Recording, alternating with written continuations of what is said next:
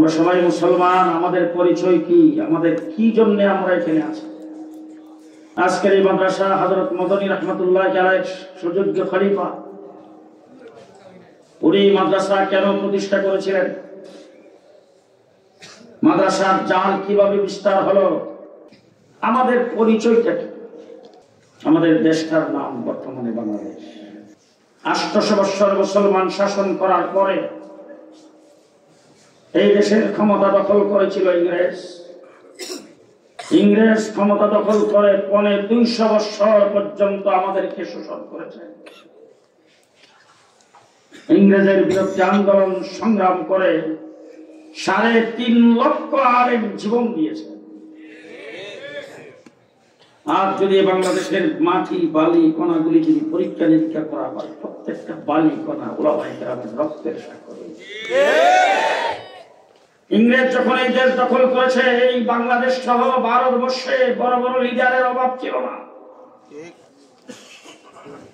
আমাদের দেশের আওয়ামী লীগ, বিএনপি সহ যত রাজনৈতিক দল, এর চাইতে অনেক বড় বড় রাজনৈতিক দল ছিল। কোন রাজনৈতিক দলের কোন লিডার, কোন সভাপতি, কোন সেক্রেটারি ইংরেজের বিরুদ্ধে একটা টু শব্দ করার সাহস পায় নাই।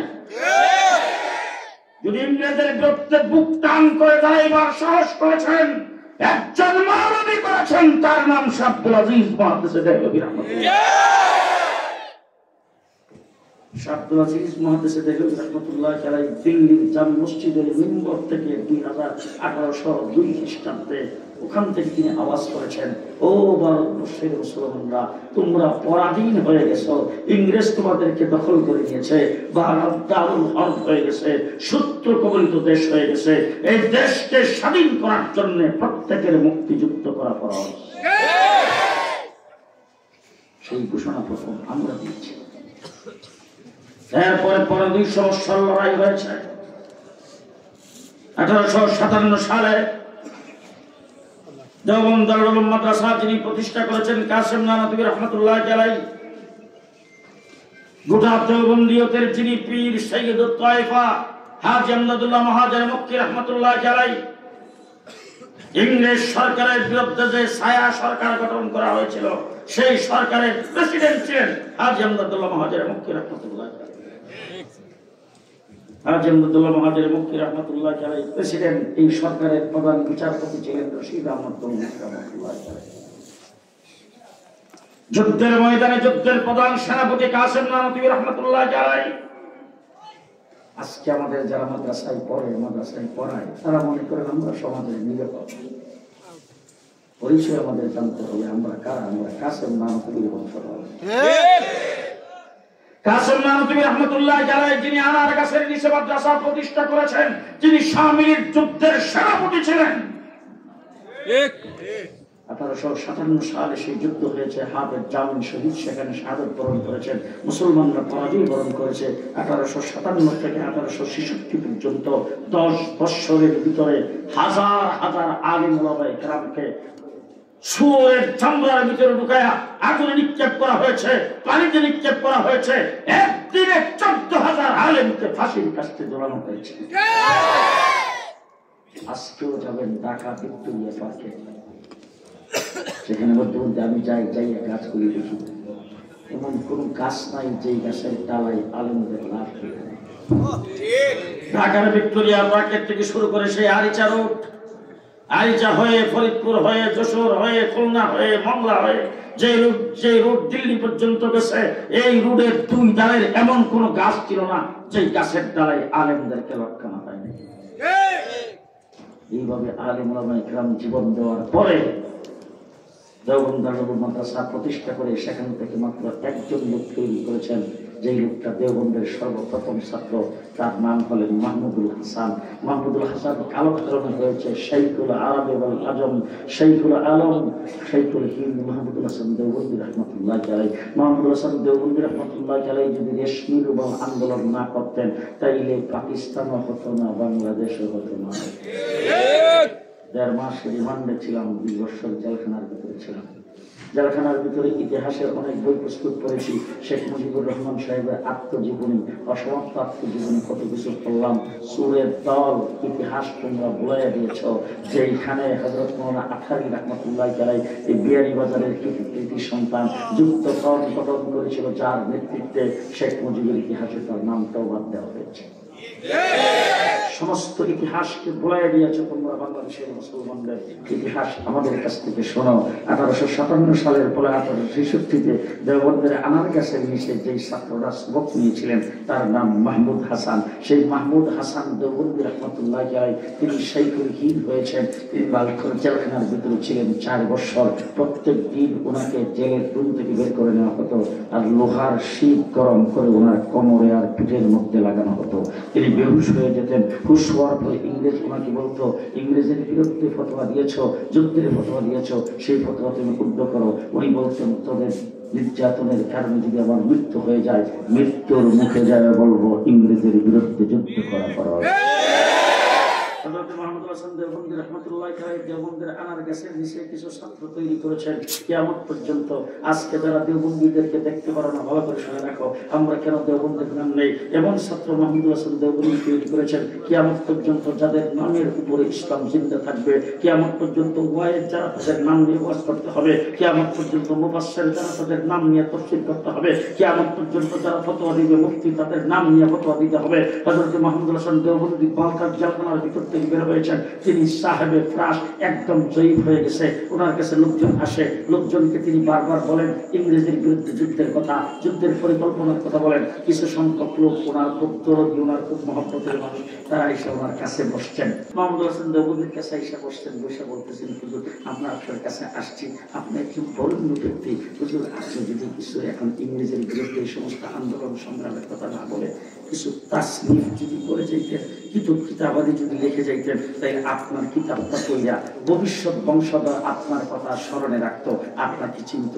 না বললে হুজুর আপনি যখন ইন্তেকাল করবেন, আপনি অল্প দিনের ভিতরে মানুষের কাছ থেকে মুছে যাবেন, আপনার কথা কেউ স্মরণে রাখবে না। বলে কেন রাখবে না? বলে হুজুর আপনার লিখিত কোনো কিতাব তো মার্কেটে নাই, কিতাবটা পড়লে যখন দেখতো যে আপনার নাম, তখন আপনাকে মানুষ স্মরণ করতো, আপনি দোয়া পাইতেন। হুজুর এখন যদি কিছু তাসনিফ করে যেতেন। হুজুর বলে তোমরা বলো কি, আমার তো প্রত্যেক সাবজেক্টে মার্কেটে কিতাব আছে। লোকজন বলতেছে, হুজুর আমরা কিন্তু কোনো দোকানে আপনার লিখিত কোনো কিতাব পাই না। উনি বলেন, আমি তো মুর্দা কিতাব লিখি না, আমি জিন্দা কিতাব লিখছি। বলে এই কিতাবটা কেমন হুজুর? বলে তোমরা যদি আমার তাফসীরের লাইনে, কোরআনে কারীমের তাফসীরের লাইনে কিতাব লিখতে চাও, তাহলে জাফর আহমদ উসমানিয়ার শিব্বির আহমদ উসমানীকে দেখাও, আমি জিন্দা কিতাব লিখে গেছি। তোমরা যদি আমার হাদিসের লাইনে কিতাব লিখতে চাও, তাহলে দুনিয়ার আজিম মুহাদ্দিস হযরত আনোয়ার শাহ কাশ্মীরকে দেখো। তোমরা যদি আমার ইফতার লাইনে কিতাব লিখতে চাও, মুফতি কাফাইতুল্লাহকে দেখো। আর তোমরা যদি আমার যুদ্ধ জাহাদের লাইনে কিতাব দেখতে চাও, তাহলে উবাইদুল্লাহ সিন্দিকে দেখো। আর তোমরা যদি আমার সিয়াসি লাইনে কিতাব দেখতে চাও, কুতুবে আলম হুসাইন আহমদ মাদানীকে দেখো। তোমরা যদি আমার তাসাউফের লাইনে কিতাব দেখতে চাও, হাকিমুল উম্মত আশরাফ আলী থানভীকে দেখো। আর তোমরা যদি আমার দাওয়াত ও তাবলীগের লাইনে কিতাব দেখতে চাও, মাওলানা ইলিয়াস রাহমাতুল্লাহি আলাইহিকে দেখো। আমার বইটা এক জাত লোক তৈরি করে গেছেন। আজকের গোটা পৃথিবীতে এক একজনের নজির কোন ডিপার্টমেন্ট কোন গ্রুপ দেখাইতে পারবে না। হযরত হুসাইন আহমদ মাদানী রাহমাতুল্লাহি আলাইহি ইংরেজের কাঠ করায় দাঁড়াইছেন লাহোরে।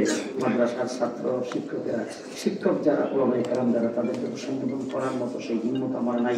ছাত্রদেরকে বলতেছি, আজকে মাদ্রাসায় পড়লেই মনে করে যে আমরা পোল্ট্রি মুরগির মতো। আমরা পোল্ট্রি মুরগি নয়, আমরা সবাই বাঘ আর সিংহের বাচ্চা। এটা ভালো করে মনে রাখতে হবে। মাদ্রাসায় যারা পড়ো তারা ভালো করে শুনে রাখো। হুসাইন আহমদ মাদানী রাহমাতুল্লাহি আলাইহি লাহোরের কোর্টে দাঁড়িয়েছেন, কোর্টের কাঠগড়ায় দাঁড়িয়েছেন। বিচারক তাকে বিচারকের আসামিকে জিজ্ঞেস করেছেন, আপনার নাম কি? হুসাইন আহমদ। বলে হ্যাঁ। বলে আপনার বিরুদ্ধে অভিযোগ হলো আপনি নাকি ফতোয়া দিয়েছেন ইংরেজের মিলিটারিতে ভর্তি হওয়া মুসলমানদের জন্য হারাম। হযরত হুসাইন আহমদ মাদানী কাঠগড়ায় দাঁড়ায় সেখান থেকে জোরে আওয়াজ করে বলতেছেন, ফতোয়া আগেও দিছি, এখনো দিচ্ছি, সামনেও দেব। যখন এই কথা বলছেন তখন মোহাম্মদ আলী জওহার তার পাশে ছিল। লাফ দিয়া পায়ে পরে ডাক দিয়ে বলছেন, হযরত ইয়ে আদালত হ্যায়, তোরা নরবি সে বাত করে, মুসলমান পর তোরা রহম করে। হযরত হুসাইন আহমদ মাদানী ধাক্কা দিয়ে মোহাম্মদ আলী জওহারকে সরাইয়ে দিয়ে বলছেন, মোহাম্মদ আলী, আজকে ইংরেজের কাঠগড়ায় দাঁড়ায়া আমি যদি এই ফতোয়া পরিবর্তন করি, আল্লাহর নবীর দান শহীদ করার দিনের পরিবর্তন হবে। হাসরের ময়দানে যায় রাসূলের সামনে দাঁড়ানো যাবে না। যখন এরকম জোর গলায় কথা বলেছেন, বিচারকের আসন থেকে ডাক দিয়ে বলতেছেন, মাওলানা সাহেব, আপনি কোন জায়গায় দাঁড়ায় কথা বলতেছেন? আপনি কি টের পান হুসাইন আহমদ মাদানী হাতুড়ির নিচে ছিল কাফনের কাপড়, সেখান থেকে টান মারা বের করে কাফনের কাপড় উপরের দিকে উত্তোলন করে ডাক দিয়ে বলছেন, এই ইংরেজের বাচ্চা বিচারক, ভালো করে শুনে রাখ, আমি তোর কাঠগড়ায় কাফনের কাপড় নিয়ে এসে দাঁড়াইছি। তার কারণ হলো তুই আমাকে শুলিতে চড়াইতে পারো, ফাঁসির আদেশ দিতে পারো, যাবজ্জীবন কারাদণ্ড দিতে পারো, আমাকে যেন লাহোরের লোকজন দাফন করার জন্য কাফনের কাপড়ের প্রয়োজন নাই, 5 টাকা খরচ যেন না হয়, এই জন্য কাফনের কাপড় নিয়ে এখানে এসে দাঁড়াইছি। আমাকে যদি ফাঁসির মঞ্চে যাইতে হয়, ফাঁসির আদেশ দে, ফাঁসির মঞ্চে যায় বলবো ইংরেজের মিলিটারিতে ভর্তি হওয়া হারাম।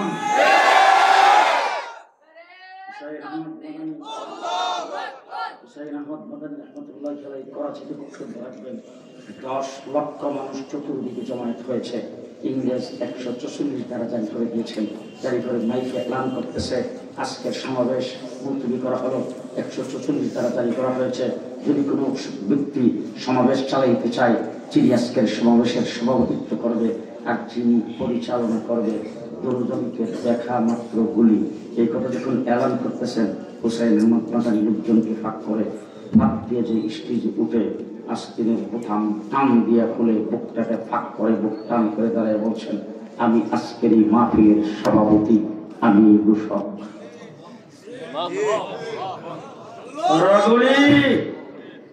চতুর্দিক থেকে গুলি মহর্মুখর আওয়াজ হচ্ছে, একটা গুলি হুসাইন আহমদ মাদানীর গায়ে লাগে নাই। হুসাইন আহমদ মাদানী স্টেজে দাঁড়ায় আছেন।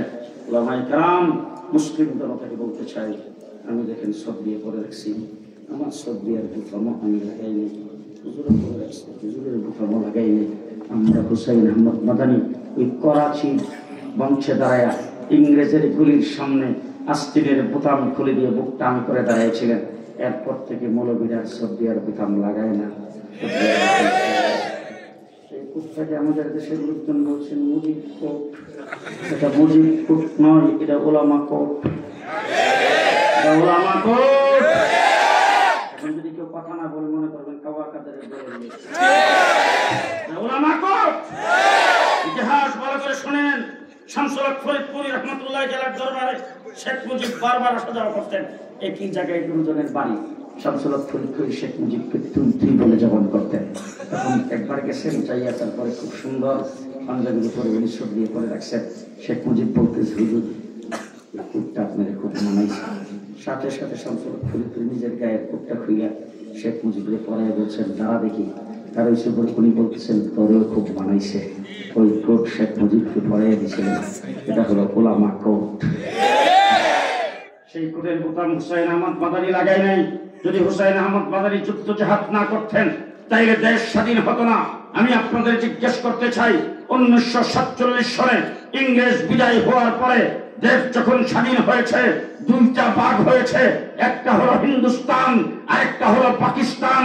আমরা বাংলা ভাষায় কথা বলি, আপনাদের পাশে আসাম বাংলা ভাষায় কথা বলে, আমার ব্রাহ্মণবাড়িয়ার পাশে ত্রিপুরা আগরতলা বাংলা ভাষায় কথা বলে, আমার কলিকাতা, আমার যশোর খুলনার পাশে কলিকাতা তারাও বাংলা ভাষায় কথা বলে। কিন্তু তারা হিন্দুস্তানে পড়েছেন, আমরা পড়েছি পাকিস্তানে, আমরা পূর্ব পাকিস্তান ছিলাম। এবার আপনাদের কাছে জিজ্ঞেস করতে চাই, আমরা হিন্দুস্তানের অংশ না হয়ে পাকিস্তানের অংশ কেন হলাম? এপার বাংলা ওপার বাংলা তসলিম নাসরিন বলেছে, আমাদের ত্রিপুরা বাংলা, আমাদের আসামও বাংলা, আমাদের মণিপুরও বাংলা। দিনাজপুর জেলাটা 2টা ভাগ হয়েছে, অর্ধেক পড়ছে বাংলাদেশে, অর্ধেক পড়ছে হিন্দুস্তানে, সেটাও বাংলা। কলিকাতাও বাংলা, আগরতলাও বাংলা। তারা কিন্তু হিন্দুস্তানের অংশ, আমরা কেন মধ্যখান দিয়ে পাকিস্তানের অংশ হলাম? আমাদের বাংলাদেশ মুসলিম অধ্যুষিত দেশ, আমরা মুসলমান, এই জন্য পাকিস্তানের অংশ হয়েছিলাম। ঠিক কিনা বলেন? পশ্চিম পাকিস্তানিরা যখন আমাদের উপর নির্যাতন করেছে, আমাদের সম্পদ লুণ্ঠন করেছে, আমাদের অধিকারের মধ্যে হস্তক্ষেপ করেছে, 7.5 কোটি বাঙালি অস্ত্র ধারণ করে পশ্চিম পাকিস্তানিদের বিরুদ্ধে যুদ্ধ করে মুক্তিযুদ্ধ করে দেশ স্বাধীন করেছি। দেশ মুক্তিযুদ্ধ করে স্বাধীন স্বাধীন হয়েছে কোন ব্যক্তি বা কোন দলের ক্রেডিট নয়, ৭.৫ বাঙালির ক্রেডিট। আমরা পূর্ব পাকিস্তান হয়েছি, পাকিস্তানের অংশ। এই জন্য মাত্র ৯ মাস যুদ্ধ করে দেশ স্বাধীন। এবার জিজ্ঞেস করতে চাই, কাশ্মীর স্বাধীনতা যুদ্ধ করে ৭০ বছর স্বাধীন হইতে? আসাম আপনাদের পাশে স্বাধীনতা যুদ্ধ করতেছে ৪০ বছর, স্বাধীনতা অর্জন করতে পারে নাই। ত্রিপুরা ৪০ বছর যাবৎ যুদ্ধ করতেছে, মণিপুরা ৪০ বছর যাবৎ যুদ্ধ করতেছে, তারা স্বাধীন হতে পারে নাই। আমরা ৯ মাসে স্বাধীন হয়েছি। আজকে মুক্তিযুদ্ধ যারা করেছ তাদের চোখে আঙ্গুল দিয়ে বলতে চাই, যদি মুসলমান হিসাবে পাকিস্তান না হতাম, আমরাও স্বাধীনতা অর্জন করতে পারতাম না। হিন্দুস্তানের অংশ হতাম, ৭০ বছর লড়াই করে স্বাধীনতা অর্জন করতে পারতাম না। তাই আমাদের স্বাধীনতার মূল কারণ হলো আমরা মুসলমান। করে বলতে হবে আমরা মুসলমান, বলেন আমরা মুসলমান।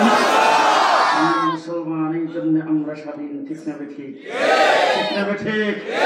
এই দেশটা যখন স্বাধীন হয়েছে তখন থেকে শুরু হয়েছে এই দেশ থেকে ইসলামকে মুছে ফেলার ষড়যন্ত্র। ইসলামকে মুছে ফেলার ষড়যন্ত্র শুরু হয়েছে, ষড়যন্ত্র চলেছে ৫৪ বছর পর্যন্ত। বিভিন্ন ভাবে এই দেশ থেকে ইসলামকে মুছে ফেলার ষড়যন্ত্র শুরু হয়েছে।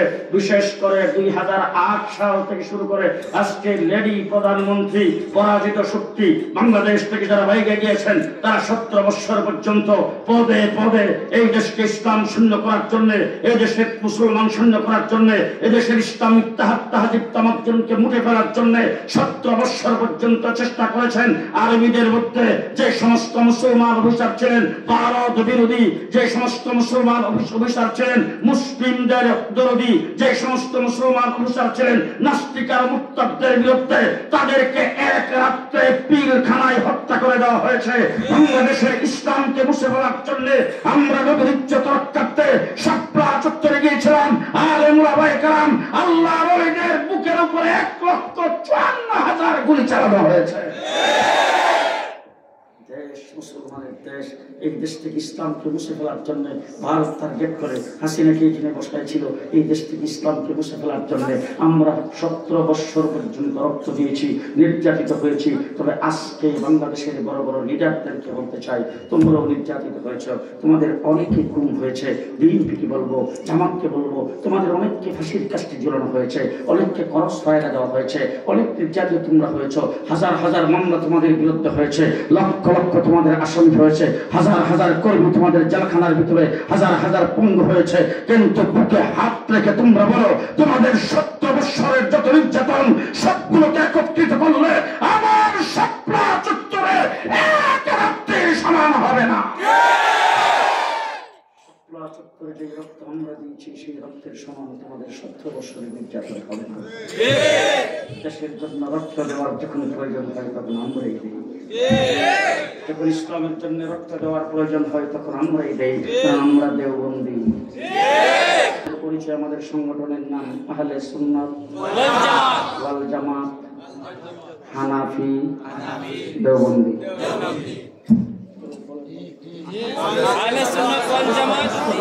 আহলে সুন্নাত ওয়াল জামাত হানাফি দেওবন্দি।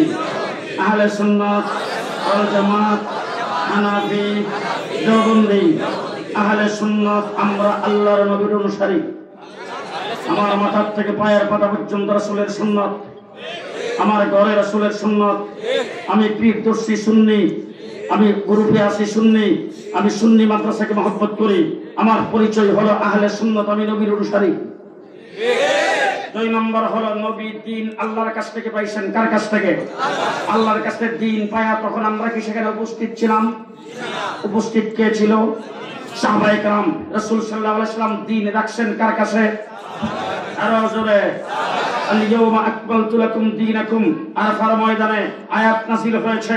মুহাম্মদুর রাসূলুল্লাহ সাল্লাল্লাহু আলাইহি ওয়াসাল্লাম সাহাবায়ে কেরামের সামনে এই আয়াত পড়ে শোনাচ্ছেন। শোনাইবার পরে সাহাবায়ে কেরাম খুশিতে বাক বাক।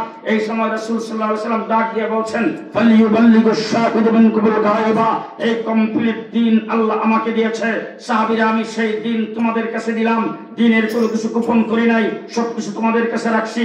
সাহাবায়ে কেরাম সাক্ষ্য দিয়েছেন, রাসূল সাল্লাল্লাহু আলাইহি ওয়াসাল্লাম বলেছেন, ফালিয়ুবাল্লিগু শাহিদু মিনকুমুল গায়বা।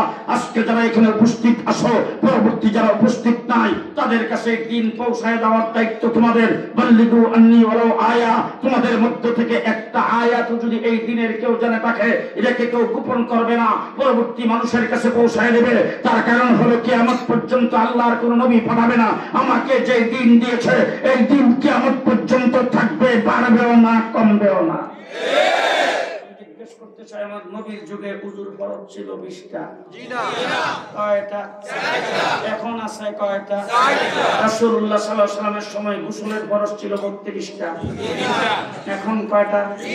রাসূলের সময় কয়টা ছিল? 3টা। ফজরের নামাজ রাসূলের সময় ছিল 4 রাকাত, এখনো 4 রাকাত। সুদ রাসূলের সময় হারাম ছিল, এখনো হারাম। মহিলাদের পর্দা রাসূলের সময় ফরজ ছিল, এখনো ফরজ। রাস্তার ডাইন পাশে দিয়ে হাঁটা রাসূলের সময় সুন্নাত, এখনো সুন্নাত। টিনের ঘর, ছাপরা ঘর, বাঁশের ঘর, যে কোনো ঘর যদি মসজিদ হয়, যাইতে হবে ডাইন পাও দিয়া। মসজিদ নববীতে ঢুকবেন, সেখানেও ডাইন পাও দিয়া। আল্লাহর ঘর বাইতুল্লাহতে ঢুকবেন, সেখানেও ডাইন পাও দিয়া। এসি মসজিদে ঢুকবেন, সেখানেও ডাইন পাও দিয়া। জমানার পরিবর্তন হবে, হালাতের পরিবর্তন হবে, নবীর সুন্নতের কোনো পরিবর্তন নাই।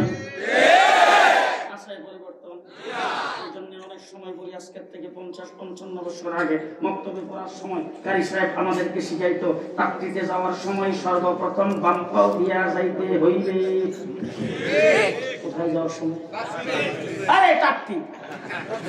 আচ্ছা, তাকতি কি ঘরের সঙ্গে কাজ না? খালে পারো, জঙ্গলে, বাঁশের ফাতা, কলা ফাতার বানানো, সালাদ সব দুর্গন্ধ নাই, পোকামাকড় কথা কয় না। হ্যাঁ, ওখানে যাইবেন কোন ফল? নবীর সুন্নাত কোন ফল?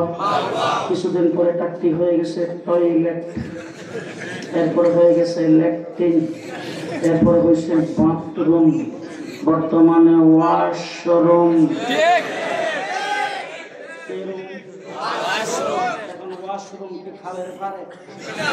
কোন জায়গায়? বেডের সঙ্গে অ্যাটাচ 20 বাই 24 ফিটের রুমটারে বানাইছেন মাত্র 1.5 লাখ টাকা খরচ করে। ওয়াশরুমে 5 লাখ, জীবাণু মুক্ত সুগন্ধযুক্ত টাইলস। এবার ওয়াশরুমে যাইতে কোন পাও? আরো জোরে, আরো জোরে। জমানার পরিবর্তন হয়েছে, মানুষ ডিজিটাল স্মার্ট হোক, বাথরুম টাকটি হয়েছে, ল্যাট্রিন হয়েছে, ওয়াশরুম হয়েছে, কিন্তু সুন্নতের কোনো পরিবর্তন। মুহাম্মদুর রাসূলুল্লাহ সাল্লাল্লাহু আলাইহি ওয়াসাল্লাম এই দিন সাহাবায়ে কেরামের কাছে রাখছেন। সাহাবায়ে কেরাম দিন লয়া দূর দিছে সুদা বাংলাদেশ। জিনা বইলেন না, পরে কইেন সুজা বাংলাদেশ।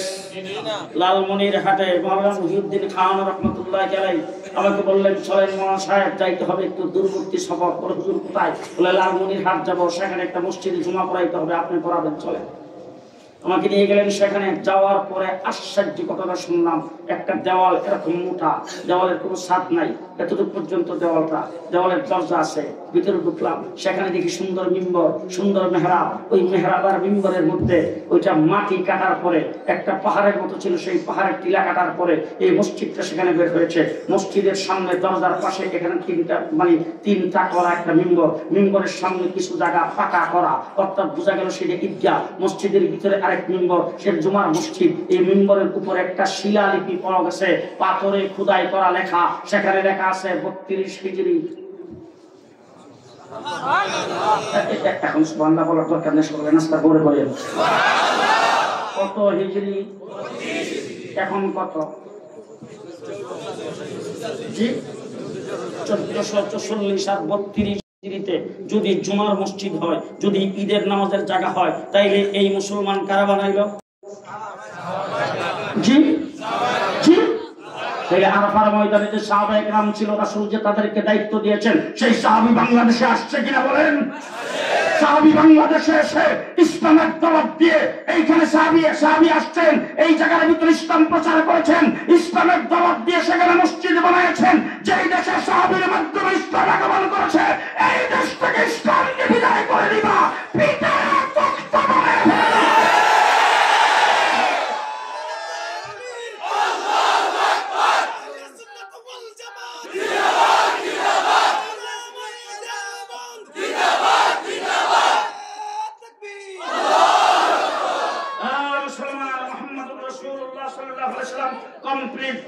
পাইছেন কার কাছ থেকে?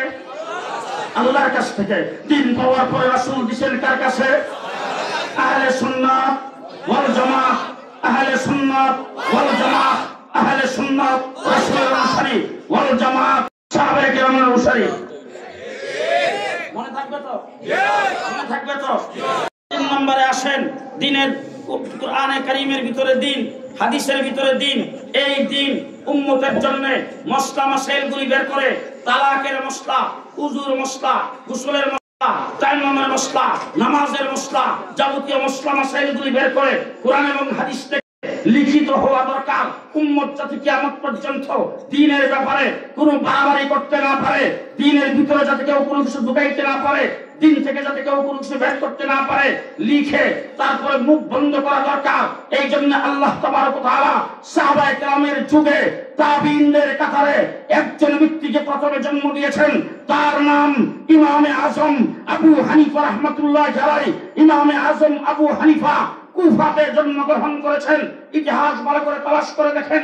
আমার রাসূল বলেছেন, আনা মাদিনাতুল ইলমি আলিয়ু বাবুহা, আমি হইলাম ইলমের শহর, আলী হইল সেই ইলমের দরজা। আমি আপনাদের জিজ্ঞেস করতে চাই, আমার রাসূল যখন ইন্তেকাল করেছেন, উম্মতের দায়িত্ব সর্বপ্রথম নিয়েছেন হযরত আবু বকর সিদ্দিক, আমিরুল মুমিনিন, খলিফাতুল মুসলিমিন হয়েছেন। তিনি রাষ্ট্র চালাইছেন কোথা থেকে? ঢাকা। কোন জায়গায়? মদিনা। ইমামতি করছেন বাইতুল মুকাররম। কোন জায়গায়?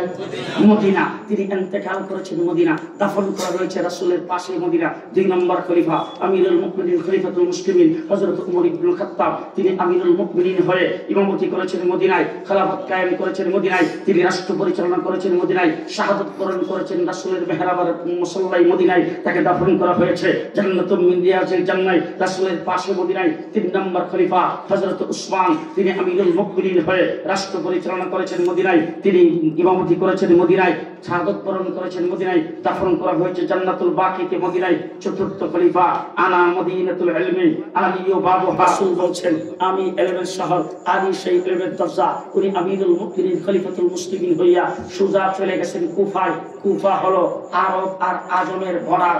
উনি যাইয়া সেখানে দরজা খুলছেন যাতে আরবও পায় আজমও পায়। সেখানে যে দরজা খুলে তিনি রাষ্ট্র কায়েম করেছেন, সেখানে ইমামতি করেছেন, সেখানে মাদ্রাসা কায়েম করেছেন, সেখানে রাষ্ট্র পরিচালনা সেখান থেকে করেছেন। হযরতে আলীও দরজা সেখান থেকে খুলছেন, ওই জায়গায় আলী শাহাদাত বরণ করেছেন। আলীকে কুফায় দাফন করা হয়েছে। আলী যেখানে শাহাদাত বরণ করেছেন, এইখানে ইমামে আজম আবু হানিফা জন্মগ্রহণ করেছেন। আলীর দরজা দিয়ে ইলম বের হয়েছে। ইমামে আজম আবু হানিফা সেই ইলম গ্রহণ করে এই উম্মতের জন্য 13 লক্ষ মাসালা কোরআন হাদিস থেকে লিপিবদ্ধ করেছেন। 13 লক্ষ মাসালা হযরত ইমামে আজম আবু হানিফা ইসলামের প্রথম যুগ ইসলামকে লিপিবদ্ধ করেছেন। 13 লক্ষ মাসালা লিখে উম্মতের কাছে পেশ করেছেন। পরিচয় মনে থাকবে তো? আহলে সুন্নাত ওয়াল জামাত, হানাফি, হানাফির পরে দেওবন্দি, হানাফি মনে থাকবে তো? এতটুকু। এবার মসলা মাসাইল লিপিবদ্ধ করেছেন ইমামে আজম আবু হানিফা। ইসলাম প্রচার করেছেন সাহাবায়ে কেরাম। ইসলাম কমপ্লিট হয়েছে আখির নবী মুহাম্মদুর রাসূলুল্লাহ সাল্লাল্লাহু আলাইহি ওয়াসাল্লামের মাধ্যমে। এই ইসলামের ভিতরে যদি কেউ কোনো কিছু ঢুকায়, ইসলাম নিরাপদ থাকবে তো? জি। আবার যদি কাজ সাফ করে এখান থেকে কেউ কিছু বের করে, ইসলাম নিরাপদ থাকবে তো? তাহলে কিয়ামত পর্যন্ত ইসলাম থাকবে, বাড়বেও না কমবেও না। ভিতরে কিছু কাটসাট করে ঢোকানো যাবে না, এখান থেকে কিছু বের করা যাবে না। ইমামে আজম যেই ফতোয়া লিপিবদ্ধ করেছেন, আজকের আঙ্গুরা মোহাম্মদপুর মাদ্রাসা মুফতি সাহেবকে যদি জিজ্ঞেস করেন ফতোয়া, তিনি সেই ফতোয়া দেখবেন ইমামে আজম কি বলছেন। কথা কয় না? ঠিক যাবে? ঠিক। ওই ফতোয়ার সাথে সামঞ্জস্য রেখে ফতোয়া দিবেন, তাইলে বাড়ানো কমানো যাবে না। এই জন্য বাড়াইতেও যাতে কেউ না পারে, কমাইতেও যাতে কেউ না পারে, ইসলামের পাহারাদারির দরকার। আমার আল্লাহ পাক বর্তমান সময়ে আসমানের নিচে জমিনের উপরে গোটা বিশ্বে উলামায়ে দেওবন্দকে দ্বীনের পাহারাদার বানিয়েছেন। আমরা কি পাহারাদার। এবার জিজ্ঞেস করতে চাই, আপনার বাড়িতে চোর আসছে, আপনি পাহারা দিয়েছেন, চোর যদি টাইট হয়ে আসে ছেড়ে দিবেন তো? তাড়াতাড়ি ছেড়ে দেবো তোর লোক। তাই করে আসলে ফ্যান শুট করে আসলে সারা যাবে না, দেখতে হবে কি সুর কিনা, কথা কয় না, কি দেখবেন সুর কিনা। ঠিক তেমনি করে যদি কেউ পাগড়ি পরে আমার মতো লম্বা দাড়ি রেখা লম্বা পাঞ্জাবি পরে যদি আসে, পাগড়ি দেখবেন না চুরি করছে কিনা সেটা দেখবেন। যে ওলামায়ে দেওবন্দ ইসলামের পাহারাদার মির্জা গোলাম কাজী আসছে, মাথায় পাগড়ি বেঁধে লম্বা দাড়ি রেখে লম্বা জামা পরে, ওলামায়ে কেরাম বলছেন চোর। ঠিক তেমনি করে একজন দাড়ি মুন্ডা আসছে আয়েশা, তারপরে সাহাবায়ে কেরাম নবীদের সম্পর্কে সমালোচনা করেছেন, ওলামায়ে কেরাম বলছেন চোর। আজকের দিনে মাওলানা সাদ সাহেব তাবলীগের কুটারাঘাত করেছেন, আমরা বলছি চোর। আমাদের ওই জিনিস দেখার থাকবে যে কে তাই করে আসতো না, কে পাগড়ি পরে আসছে। আমরা পাহারাদার, আমরা দেখবো চোর কিনা, কথা কয় না। ওলামায়ে দেওবন্দ ইসলামের দেশ যখন ইংরেজ দখল করেছে পাহারাদারি আমরা করেছি, দেশ স্বাধীন হওয়ার পরে পাহারাদারি আমরা করেছি। পরিষ্কার দৃষ্টান্ত স্বরূপ বলতে চাই, আইয়ুব খান ফ্যামিলি প্ল্যানিং আইন জারি করেছেন। এদেশের উলামায়ে কেরাম আল্লামা শামসুল হক ফরিদপুরের নেতৃত্বে পাহারাদারি করেছে। দেশ স্বাধীনের পরে রাষ্ট্রীয়ভাবে রাজনৈতিকভাবে সিয়াসিভাবে এই দেশ থেকে ইসলাম মুছে ফেলার ষড়যন্ত্র শুরু হয়েছে।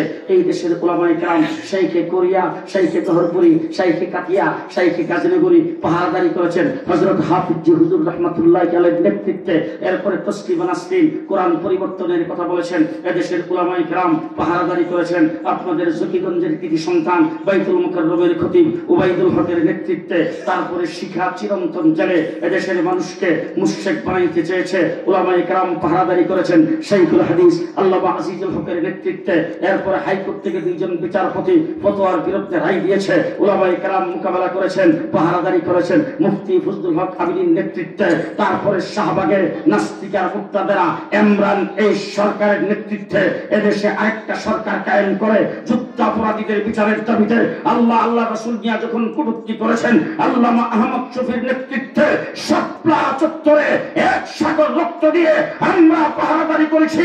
2021 সালে বাবার মূর্তি লাগায়া দেশকে যখন মূর্তির দেশে পরিণত করতে চেয়েছে জুনায়েদ বাবুনগরীর নেতৃত্বে আমরাই তার পাহারাদারি করেছি।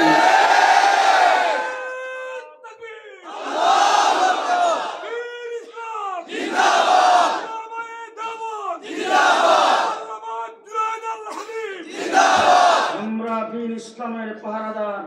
7 বছর হাফিজ জি হুজুরের সাথে ছিলাম, হাফিজ জির দরবারে 7 বছর ছিলাম।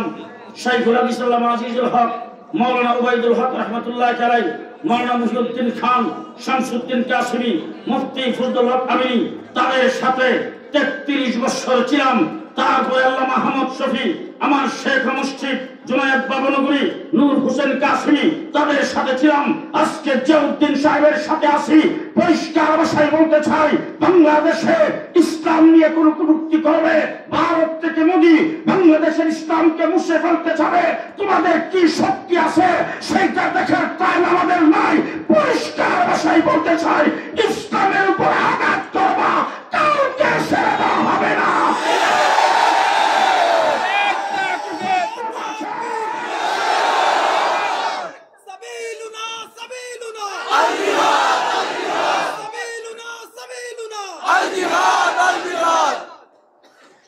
মুসলমান আজকে অন্তর্বর্তীকালীন সরকার শাপলা চত্বরে রক্তের উপরে দাঁড়ায় আছে। অন্তর্বর্তীকালীন সরকার পিলখানার রক্তের উপরে দাঁড়ায় আছে। আজকে ইউনূস সাহেব বাংলাদেশের প্রধান উপদেষ্টা শাহবাগের রক্তের উপরে দাঁড়ায় আছে। সেই রক্ত দিয়েছে আমরা 2021 সালে ছাত্র জনতা মাঠে নামছেন, তাদের বুককে যাত্রা করেছেন। কওমি মাদ্রাসার ছাত্র সেই রক্ত দেখে সবাই রাস্তায় নেমেছেন। 84 জন কওমি মাদ্রাসার ছাত্র জীবন দিয়েছে। এবার আপনাদের কাছ থেকে একটা জিনিস জানতে চাই, সর্বপ্রথম বাংলা হয়েছে সোনার বাংলা। শেখ মুজিবুর রহমান সাহেবের সোনার বাংলায় 1974 একজনে ভূমি করছে, আরেকজনে খাইছে। এরপরে বাংলা হলো সবুজ বাংলা, তারপরে বাংলা হলো নতুন বাংলা, তারপরে রেডি প্রধানমন্ত্রী এসে ঘোষণা দিয়েছেন আধুনিক বাংলাদেশ, তারপর হয়েছে মডার্ন বাংলাদেশ, এরপরে হয়েছে ডিজিটাল বাংলাদেশ, তারপরে তিনি পদ্মা সেতু উদ্বোধন করার সময় বলছেন স্মার্ট বাংলাদেশ।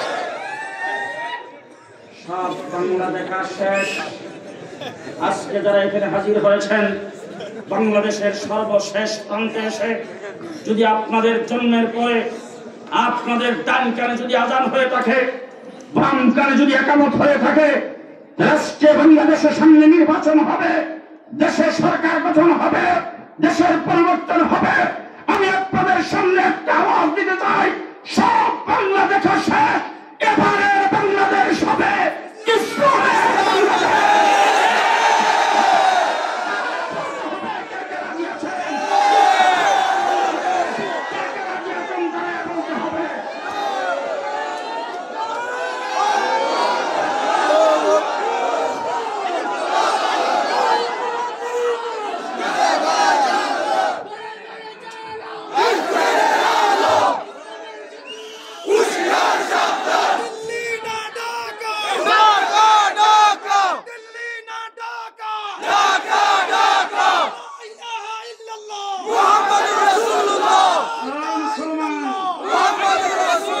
প্রধানমন্ত্রী শেখ হাসিনা ভারতীয় মোদীর কোলে বসে বাংলাদেশের বিরুদ্ধে ষড়যন্ত্র শুরু করে দিয়েছেন।